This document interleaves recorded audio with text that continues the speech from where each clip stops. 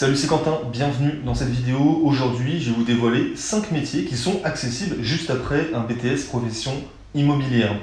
Ces 5 métiers-là, comment je vais vous les présenter? Très brièvement, je vais vous présenter le métier dans les grandes lignes. Ensuite, je vais vous parler des 3 qualités à avoir pour exercer ce métier. Je vais vous parler bien sûr du salaire.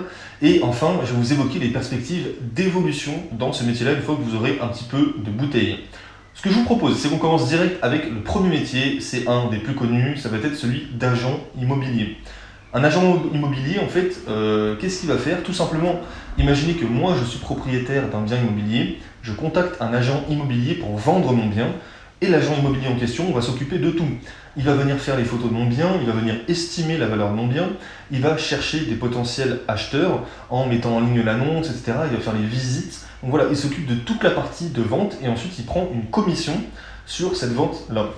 Donc les 3 qualités à avoir en tant qu'agent immobilier, je vous ai noté déjà la mobilité, parce que oui, il va falloir se déplacer auprès des propriétaires pour évaluer le bien, il va falloir se déplacer auprès des potentiels acheteurs pour faire les visites, etc. Donc voilà, il faut être assez mobile, il faut être assez disponible. Deuxième qualité, et vous allez voir, c'est une qualité qui va revenir dans tous les métiers de l'immobilier, c'est la base, ça va être les relations humaines. Il faut être à l'aise au niveau contact humain. Pourquoi? Parce que tout simplement, le contact humain, c'est la base dans l'immobilier. Vous allez parler avec les gens, si vous avez une bonne aisance relationnelle, ça va grandement vous faciliter les choses. Et enfin, dernière qualité, ça va être de la rigueur. Pourquoi de la rigueur? Notamment au niveau du droit, parce que le droit, les législations, elles changent tout le temps, tous les ans, si ce n'est tous les mois. Donc il faut déjà de 1 se tenir informé, et de 2 bien connaître ce domaine-là si vous ne voulez pas faire des contrats bidons en fait, de vente qui seront bons à les déchirer et à jeter à la poubelle. En termes de salaire, vous pouvez espérer un 1300 € net en tant que débutant, donc juste en sortant d'un BTS profession immobilière. Et en perspective d'évolution, vous pouvez très vite évoluer donc soit vers des plus gros contrats, donc des plus gros contrats de vente, donc ça veut dire des plus grosses commissions, et donc votre salaire va augmenter, ou alors vers directeur d'agence. Ça, c'est un métier qui revient très souvent aussi, et avec un peu de bouteille, c'est un métier qui est très très prisé également. Deuxième métier accessible après un BTS PI, ça va être celui de syndic de copro. Alors syndic de copro, petite parenthèse, lorsque vous allez sortir d'un BTS PI, vous n'arriverez pas directement en tant que syndic, mais en tant qu'assistant. Pourquoi? Parce que tout simplement, il faut un peu d'expérience avant d'espérer devenir vraiment syndic de copropriété. Donc déjà, qu'est-ce qu'un syndic de copro? De quoi il s'occupe? Tout simplement, en fait, il va s'occuper des parties communes de l'immeuble. Donc il peut par exemple négocier les contrats avec les différents prestataires, que ce soit pour l'ascenseur, que ce soit pour le chauffage, que ce soit pour les paysagistes, s'il y a une cour d'immeuble, etc. etc. Il va s'occuper aussi des réunions de copropriété qui ont lieu chaque année. Et donc il va s'occuper aussi de gérer un petit peu les conflits durant ces réunions parce que c'est très souvent conflictuel. Ce qui nous amène donc à avoir des qualités, et ces 3 qualités-là à avoir, ça va être évidemment un bon sens du relationnel, puisque ça va être des réunions qui vont être souvent assez tendues. Donc si vous avez une aisance relationnelle, ça va directement vous faciliter les choses, ça je vous le garantis.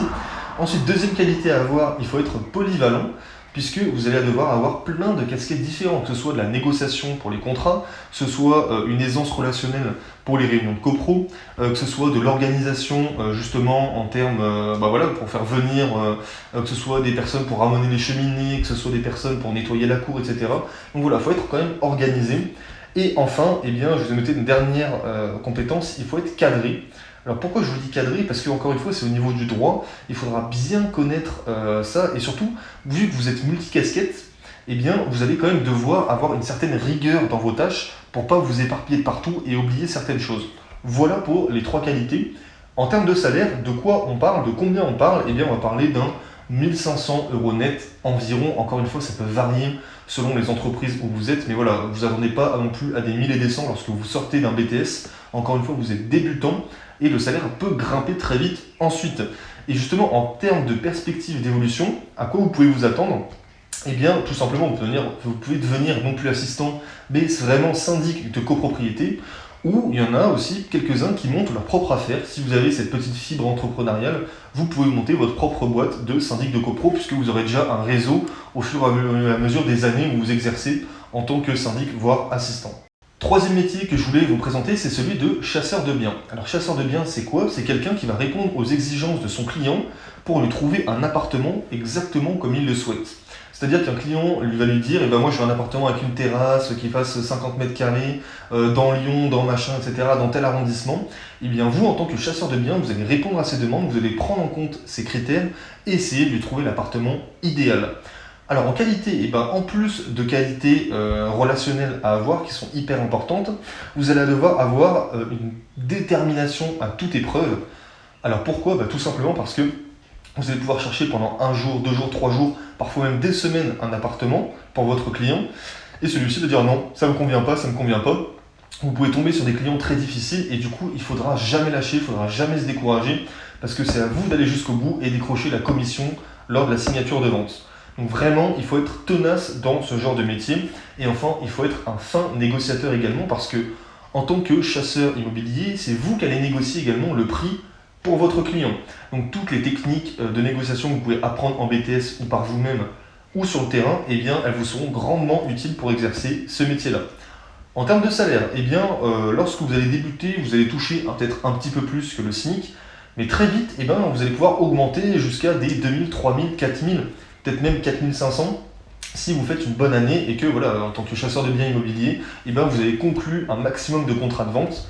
Forcément, les commissions vont faire grimper votre salaire assez rapidement. Et enfin, en termes d'évolution, après être chasseur de biens, vous pouvez évoluer, pourquoi pas, vers un poste de directeur d'agence dans une assez grosse structure. Quatrième métier, ça va être celui de gestionnaire de biens locatifs. Un gestionnaire de biens locatifs, c'est quoi?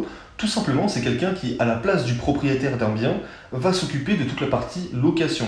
C'est-à-dire qu'il va s'occuper de faire l'entrée et la sortie des lieux des locataires, il va s'occuper de percevoir les loyers, il va s'occuper par exemple de chercher des locataires, effectivement. Donc voilà, toute la partie location, c'est lui qui le gère.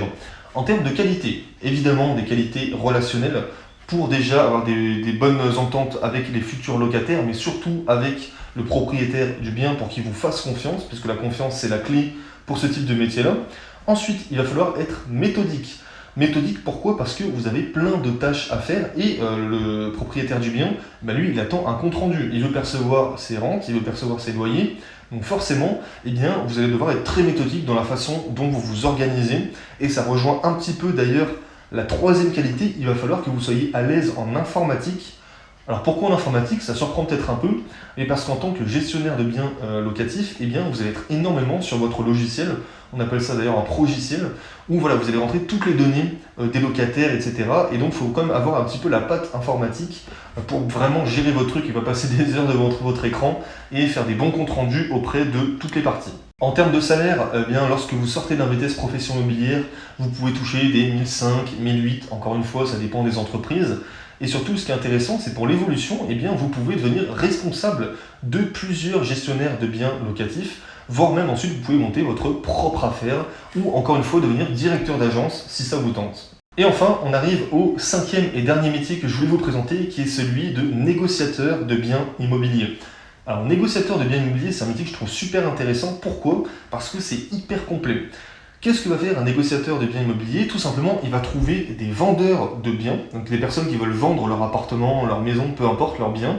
Donc il va les contacter et va leur dire « Ok, moi je peux vendre votre bien à un super bon prix, faites-moi confiance ». Donc il va s'occuper de toute la partie vente. Il va s'occuper de prendre les photos, il va s'occuper de faire une estimation du prix du bien immobilier.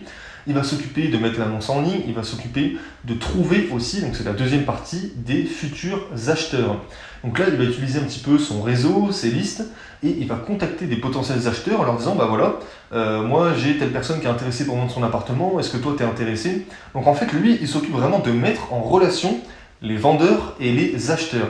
Et lorsqu'il y a un contrat qui est conclu, lui, paf, il va toucher une commission dessus. Voilà ce que c'est un négociateur de biens immobiliers. En termes de qualité, évidemment des qualités humaines hyper importantes, c'est la base. Ensuite, des qualités de vente, parce que vous allez devoir vous charger de vendre un appartement. Donc toutes les techniques de vente, de négociation au niveau du prix, etc., il faut les maîtriser à la perfection. Et enfin, des qualités juridiques, parce que vous imaginez bien qu'entre la vente d'appartement et l'achat, il y a énormément de règles à prendre en compte.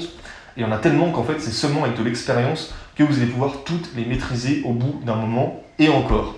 Et ensuite, en termes d'évolution, qu'est-ce que vous pouvez espérer? Tout simplement, vous pouvez espérer devenir, pourquoi pas, directeur des ventes dans une grosse structure, ou alors, encore une fois, responsable d'agence.